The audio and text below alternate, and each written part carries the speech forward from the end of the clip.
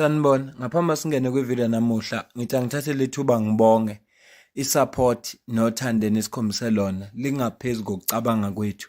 Siyacela niqhubeke nisupporte njalo ngokubuka amavideo ethu, ungakhohlwa ukukhomenta, ushare, ulike. Siyafisa ukuzwa umbono wakho. Sicela ke singene kwivideo namuhla. Ayikho into ebuhlungu njengokuthi uthi uyavuka nje kuseni uzithele phe kwendaba ezinje. 3 males and 3 females were shot dead in Regepark, Boksburg last night. It appears to be gang-related. Police, come!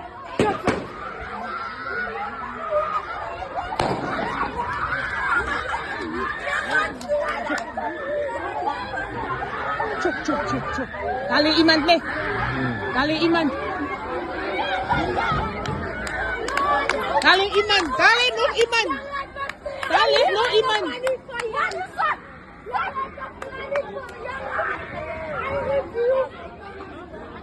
Kali nur iman.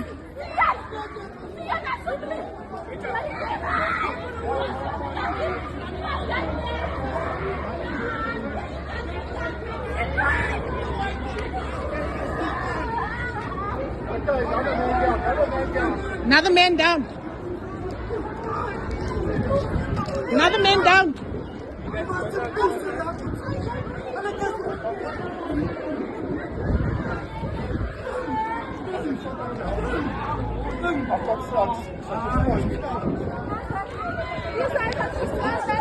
As nog iemand.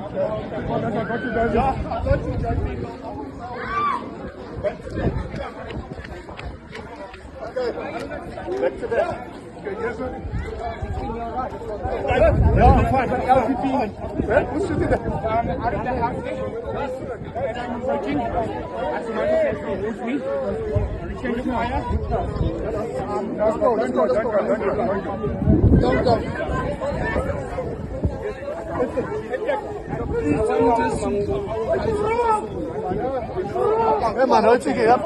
Ja, warte, 5 or 6 minutes. And then my car got a patch and I left up my car.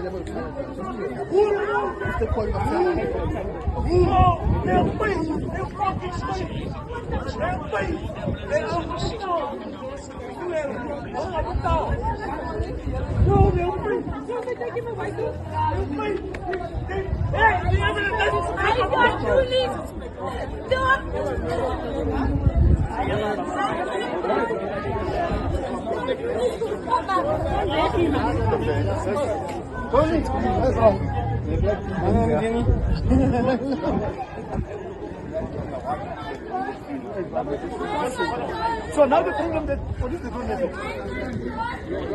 Njengoba ubona kule video noma ke kusebusuku ezinye izinto zingabonakali nanokuthi noshutha nawo usabela impilo yakhe kufanele ukuthi abe sendaweni ephephile. Kodwa nje iyakhathaza kakhulu lento eyenzakalayo. Noxolani ke besizokuthola ufikile naye eRegepark emveni kokuzwa ngalesigameko. Residents of Ekurhuleni, I'm at Regepark. I got a call from a concerned citizen to come here. Young people were shot, innocent civilians were shot. Siyazibuza ukuthi why amaphoyisa bangasebenzisana CPF and the community to identify bonke labantu abaphethe ibhanga, because clearly these guns that have shot these people, ibhanga ezingekho emthethweni. And why are we allowing the Tamakens to terrorize emphakathi wethu? In Guben right now, I'm here. We collect the SAPS is collecting bodies of young people and innocent people like civilians. This thing has to come to an end. Let the gangsterism must come to an end. Likhe iqiniso edlula leli show Xolani. Kufanele CPF isebenzisane nomphakathi kuliwe nalento yobugebengu. Inqandwe ungakafi umuntu. Iyona into efunekayo ngoba uma sihlala emphakathini siyabaza abantu abaphatha ibhamu. Siyabaza kufana nento ama-drugs. Siyabaza abantu abathengisa ama-drugs. Siyabaza abantu abaphatha ibhamu. Uma ke kungathiwa iCPF isebenzisana kahle nomphakathi namaphoyisa ebese kuba nohlelo lokuthi kucollectwa kanjani ibhamu. Kuphume nje information. Amalungu omphakathi akwazi ukuhleba ukuthi hey nangu sibani bani esimazweni esibhamu. bamvakashele bathi uxoxa naye amaphoyisa ngendlela axoxa ngayo asikhiphe isibhamu izonqandeka le nkinga ekhona ngoba lento egangsterism njengoba esho it must come to an end. Ukufaka abantu abawu6 ngosuku olulodwa akuyona into emnandi noma kuthiwa uzoyireport uvela ungazi nokuzoqala ngapi ngoba akuyona into emnandi. Ngizothatha udaba lwesibili nalo limayelana nayo le ndaba yeyibhamu kodwa umehluko khona babanjiwe abantu abaziphathayo. SAPS Western Cape members attached to the anti-gang unit continue to intensify efforts to curb the circulation of illegal firearms. 5 suspects aged between 21 and 44 were arrested in separate incidents in Menenberg on the 30th and 31st of October 2025 on firearm-related charges. Nayike into engikhuluma ngayo ukuthi uma kungenziwa uhlelo lokunqanda lesimo kuthatha anti-gang unit ngoba ikhona nala eGoli ikhona hayi ukuthi ayikho kodwa nje mabe ngaba intentional inhloso yakube ukuqeda le ibhamu esemgwaqweni.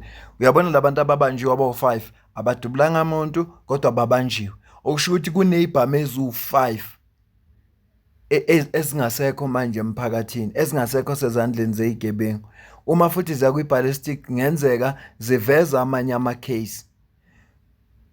Lokhu kuveza ukuthi kukhona into eyenziwayo ukuze umphakathi uphephe. Yilento ke bishiwo uXolani ukuthi iCPF namaphoyisa funa basebenze nomphakathi ngoba umphakathi uyabaza abantu abaphatha ibhamu uyabaza. Kukhandwe nje uhlelo oluhle lokuthi umphakathi ukwazi ukusho ukuthi hey unesibhamu alandele ngendlela ethize angithi khona neintelligence alandele ngendlela ethize bamlande abanjwe sithathe isibhamu ngoba kunama robberies amaningi kunabantu ababanjwa inkunzi kunabantu abadutshulwe ongaziwa babulawe ngobani mhlawumbe seziya ku ballistics azovela lawo ma case agcine resolvekile.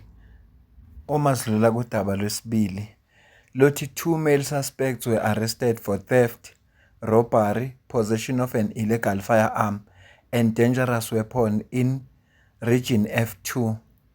Officers received a tip-off from a community member along Long and Julius, reporting 2 men robbing people in the area. JMPD members responded immediately and intercepted the suspects, who matched the description provided. A search was conducted and officers recovered the illegal firearm and dangerous weapons, shows in the evidence. The suspect was taken to GP SAPS for detention and further processing. Sisekulo udaba lwaseRegge Park ngizokucaphunela usisi manje obethandana nomunye lobo bhuti abadutshuliwe bashona. Okubuhlungu nje ngikuzwile ukuthi uma wabo useyagula ngenxa yalesimo esenzekile. Sizocaphuna le video bese mhlambe ngiphawula emveni kwayo ngicela uzwe la. Actually, we were at home and we got this sad news. 2 people came and approached us at home, calling us and told us my brother-in-law got shot with his child in his hand. And upon arrival, when we got there, we had to take our nephew underneath his father. His father was laying on top of him. And since we got him, it was so shocking for him. It was very terrifying and crying at home the whole night through. This morning, when we saw him, we actually were taking his jersey off this morning, and then we saw the scar. And that's where it shocked us. And we were rushing and we went to our neighbors as well just to get help and ask what can we do. Let me speak to you because this is the father of your child. What kind of a person was he? And what was your last conversation like? Well, it's a very sad moment in the park. We were together the last time. All that I asked for him was to give the child to me. He didn't want to.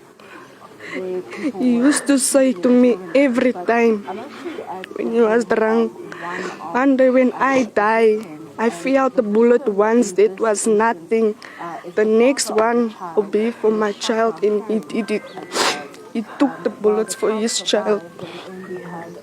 And for you, it's even more traumatic looking at your child and the scar that he has and what could have possibly happened. I could have lost both my loved ones.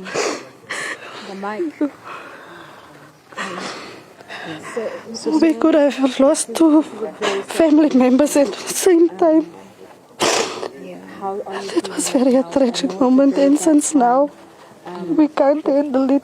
Especially now, since my mother is getting sick, she got a panic attack. I think it's a stroke, I'm not sure. Were there any threats maybe on his life, your brother-in-law, prior to the shooting? Not that we want the knowledge about anything of that, but there was a hit list and his name was on there. We were expecting this, but not at such moment like this.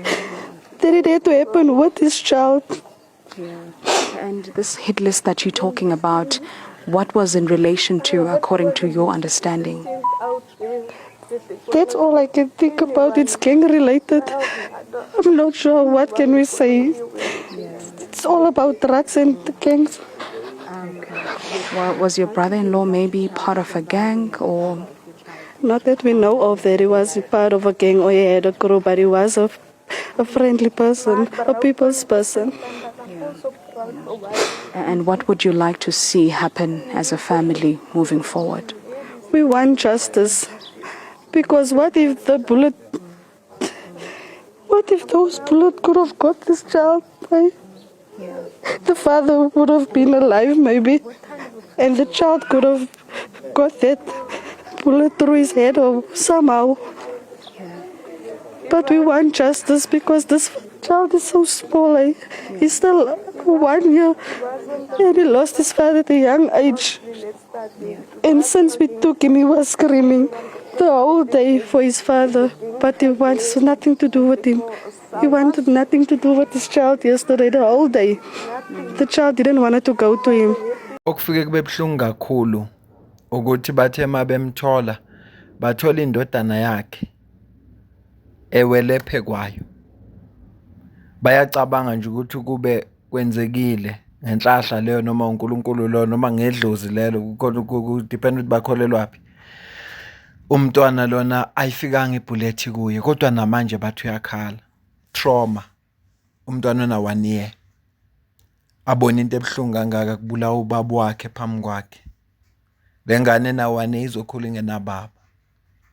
Yengakho ngithe lenkulumo eshuwo uXolani wesizokuthola iyiqiniso futhi alikho edlula yona elithi kufanele CPF nomphakathi mhlambe ne-anti-gang unit kuziwe nekhambi lokuthi kuliwa kanjani ukuthi zisuswe lezi bhamu emphakathini. Babanjwe labantu abaphethele ibhamu engekho semthethweni ngoba njengoba uzwa nje ukuthi umndeni ufuna ijustice. Ijustice uzoyithola ukuthi kutholakala abantu abenze lento. Kutholakala ibhamu zikwazi kuya kwi-ballistic.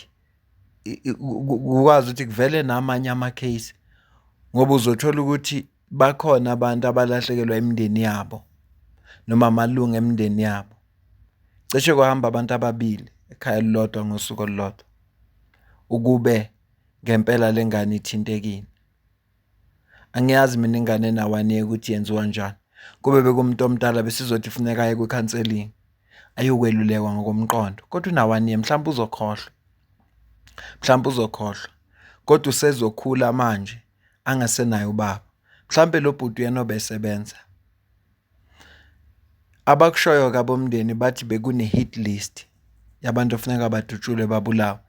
Uthi lo sisi oSibari ngoba udadewabo lo uSibari wakhe lo shonile uthi bebeyilindele lento kodwa bebengazi ukuthi izokwenzeka kanje ngoba bese bezwile ukuthi ukhona ku-hit list.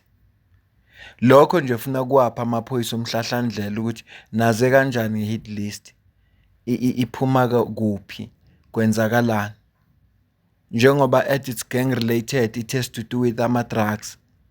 Yebo khona noma bengenalwazi bona ngokusho kwabo, kodwa ikhona indlela mhlawumbe ubhuti lo abeka involve ngayo odabeni lwama-drugs. So yingakho nje ngithe lento eshiwo uXolani iyiqiniso. Kufuneka kuzama ukuthi kunqandwe kunokuthi njalo kufika isigameko sesenzekile. Yingakho bethi ngesilungu prevention is better than cure. Funeka lesimo sinqandwe ngaphambi basenzeke. Lento le ibhlungu ngoba biyenzeke eWestbury, yenzeke eWestern Cape. Kuba manje sengathi amalokishi lawa namakhaladi ubugebengu ubuningi khona futhi namaphoyisa wapay attention khona kulezo indawo. Angifuni ke kwakhulumela amaphoyisa, kodwa afuna kubonakala ukuthi le indawo ezinamakhaladi zinenkinga. eRegepark kule weekend ngeviki eliphelile bengikubikela ngaWestbury la kudutshulwe khona abafana abanabo 15 years. I-Western Cape hlezi kureportwa ngayo ama-gangs, ama-drugs, zibhamu. Njengoba i-anti-gang unit isebenza kangaka siloku sireporta nathi ukuthi naku babanjiwe nakwenzeka ukuthi uma bengathatha same effort, ngoba khona amaphoyisa eSouth Africa, same effort, ikhona anti-gang unit la eGauteng. Bayitshela no, anike niyokhuculula nje lezi ndawo. Operation Shanela 2 ngiyibonile isebenza. Na abasebenza amaphoyisa wahlale phansi abonteza naliphi iplan. Ngoba njengabantu base-South Africa sifuna ukuphila endaweni ephephileyo. Ya, siyayidabukela imindeni ehlele lesimo futhi akukho lula kunoma ubani. Ngoba noma kuthiwa umuntu wakini uyamazi ukuthi uyigangster ke, kodwa akulula ukuthi ungavele wemukele nje ukuthi uDutshuliwe wabulawa. Noma kuthiwa uyamazi. Ya, asibambe ivideo. Ngicela ukuza ukuphawula kwakho la ku-comment section. Ungakhohlwa ukulike, share, subscribe uma ungaka-subscribe. Mina nawe bese sidibana kwivideo elandelayo. Ungasisupport ngokuba imember le channel. Qala ku-R40 ngenyanga kuya phezulu. Ungasisupport futhi ngokusidonatela, ikhona i-account kwi-comment ephiniwe. Ngiyabonga.